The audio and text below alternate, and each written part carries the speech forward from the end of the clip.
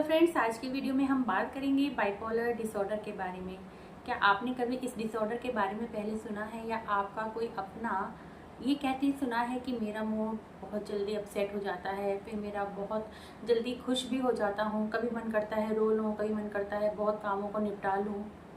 लेकिन वास्तव में ये बाइपोलर डिसऑर्डर नहीं है। बाइपोलर डिसऑर्डर में मूड स्विंग्स होते हैं, मूड में उतार चढ़ाव होता है लंबे समय तक। कभी तो व्यक्ति बहुत ओवर एक्साइटेड हो जाता है, खुश हो जाता है, जल्दी जल्दी अपने काम करता है, आराम करना उसको पसंद नहीं आता, व्यवहार में चिड़चिड़ापन, गुस्सैल प्रवृत्ति आ जाती है और कभी उसका कामों को करने का मन नहीं करता, उठने का मन नहीं करता, उदास उदास रहता है, अकेले रहना पसंद करता है, लोगों के साथ रहना पसंद नहीं करता और किसी भी काम को करने में उसका मन नहीं रखता। हर समय उसका मन करता है कि रो लूँ, चिल्ला लूँ और अपनी अंदर ही अंदर अपनी बातों को लेकर परेशान रहता है, सिमटा हुआ रहता है।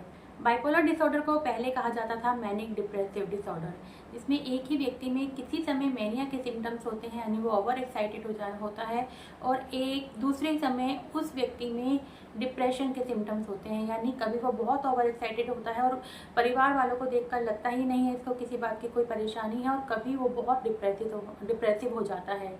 और इसके बीच में एक स्टेज आती है कि वो नॉर्मल बिहेव करता है, यानी जब वो डिप्रेशन वाले फेज से गुजर रहा होता है तो उस फेज के बाद वो नॉर्मल स्टेट में आता है, और जब वो मेनिया वाले यानी ओवर एक्साइटेड वाले फेज में गुजर रहा होता है तो उसके बाद वो फिर नॉर्मल हो जाता है। यानी देखा जाए तो बाइपोलर डिसऑर्डर दो छोर वाला विकार है, जिसमें एक तरफ मेनिया है और एक तरफ डिप्रेशन है। मेनिया मतलब ओवर एक्साइटेड होना, काम को लगातार करते रहना, आराम पसंद नहीं करना, और डिप्रेशन मतलब उदासी, निराशा, मायूसी। लेकिन इसके बीच में एक तीसरा फेज भी है जिसको कहते हैं नॉर्मल स्टेट, यानी बीच बीच में व्यक्ति अपनी सामान्य अवस्था में आता रहता है। कारण कुछ भी हो सकते हैं, हेरिडिटरी भी हो सकता है या हार्मोनल इम्बैलेंस भी हो सकते हैं। जैसे अगर व्यक्ति मैनिक स्टेट में है तो उसका जो डोपामीन है वो बहुत ज़्यादा ओवर एक्टिव है, बहुत ज़्यादा रिलीज हो रहा है, और अगर व्यक्ति डिप्रेसिव स्टेट में है तो उस दौरान उसका सेरोटोनिन और नॉर एड्रेनालिन हार्मोन जो है वो कम रिलीज हो रहा है। ब्रेन में कभी कोई चोट लगी हो, कोई ट्रॉमा हो, पास्ट एक्सपीरियंस कोई खराब रहा हो, उसके कारण भी आगे जाकर जो व्यक्ति के व्यवहार में ऐसे सिम्टम्स देखने को मिल जाते हैं। एक लंबे समय तक चलने वाला डिसऑर्डर है जिसके लिए मेडिसिन बहुत ज़रूरी है, रिक्वायर्ड है। लेकिन मेडिसिन के साथ साथ यदि पेशेंट को समझाया जाए, उसकी काउंसलिंग की जाए तो उसकी हालत में बहुत जल्दी सुधार आ सकता है, जल्दी इम्प्रूवमेंट देखने को मिल सकता है। ये डिसऑर्डर ऐसा डिसऑर्डर नहीं है जिसके साथ व्यक्ति अपनी लाइफ को नहीं हेल्दी तरीके से बिता सकता, लेकिन अगर समय पर ट्रीटमेंट हो जाए, समय पर अवेयरनेस हो जाए तो इसके जो सिम्टम्स हैं उन पर काफ़ी हद तक कंट्रोल किया जा सकता है। और कुछ ऐसे तरीके भी हैं जिन्हें खुद व्यक्ति अपनाकर with the help of counselling या सेल्फ हेल्प के द्वारा इस डिसऑर्डर पर कंट्रोल कर सकता है। सबसे पहले है ट्रैक योर मूड, यानी अपनी मूड को डेली बेसिस पर देखते रहना, उस पर गौर करते रहना कि ऐसा कौन सा ट्रिगर आया जिसके कारण मूड पर इफेक्ट पड़ा और मूड खराब हुआ।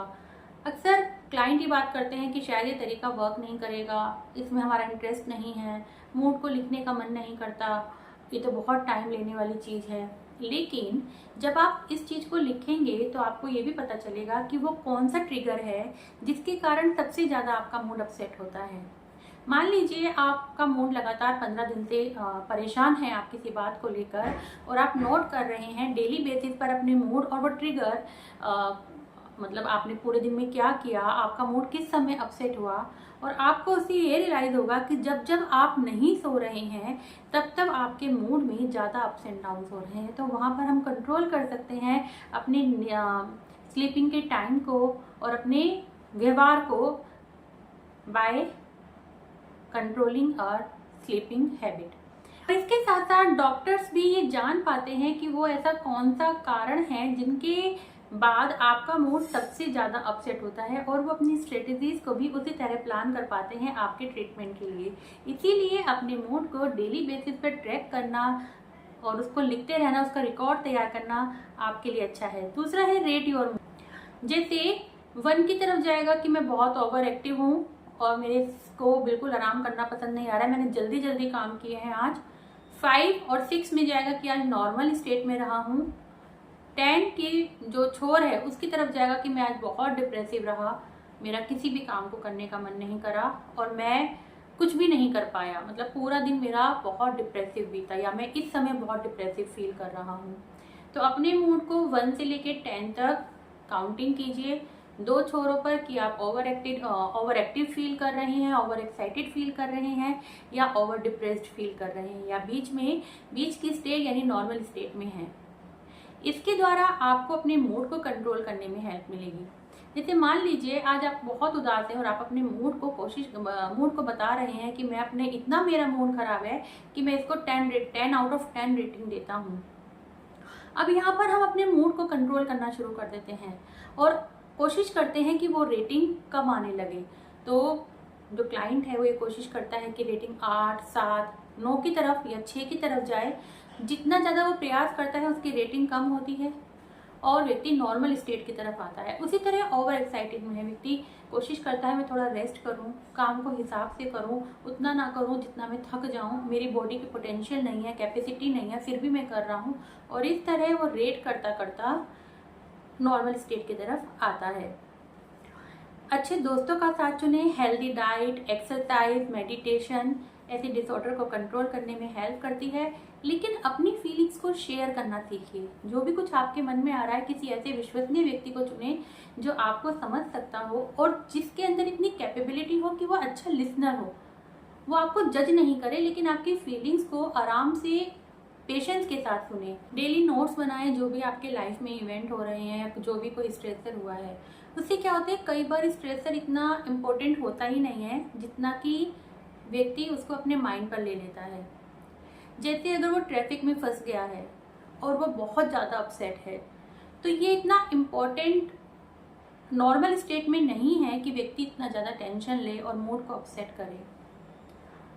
तो इससे हमें पता चलता है कि क्या केवल इम्पोर्टेंट कंडीशंस में ही मेरा मूड अपसेट होता है या कुछ ऐसी भी कंडीशन है जो इतनी इम्पोर्टेंट नहीं होती लेकिन मैं बहुत अपसेट हो जाता हूँ। उसी तरह मैनिक में है, क्या मैं केवल जरूरी कामों में ही ओवर एक्टिव होकर कामों को निपटाना चाहता हूँ या जिन कामों में मैं आराम से कर सकता हूँ अपनी हेल्थ को बिना कष्ट पहुँचाए मैं उन कामों को भी बहुत तेज गति से बिना आराम के साथ गुस्से के साथ करना पसंद करता हूँ। तो अपने डेली रूटीन को मेंटेन कीजिए। सही समय पर जागना, सही समय पर खाना, सही समय पर सोना बहुत ज़रूरी है।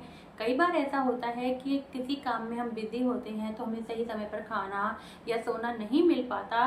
तो ऐसे में कोशिश कीजिए उस टाइम को मेंटेन करने की। फॉर एग्जांपल आपको 10 बजे कहीं जाना है या आपको पहले ही पता है तो आप कोशिश कीजिए या तो वो काम 9 बजे जाकर निपट जाए या आपकी जो नींद का टाइम है वो सुबह 1 घंटा फालतू मिल जाए या हो सके तो उस काम को अवॉइड किया जाए। तो अपने आप ही अपने टाइम को मैनेज करने की कोशिश कीजिए।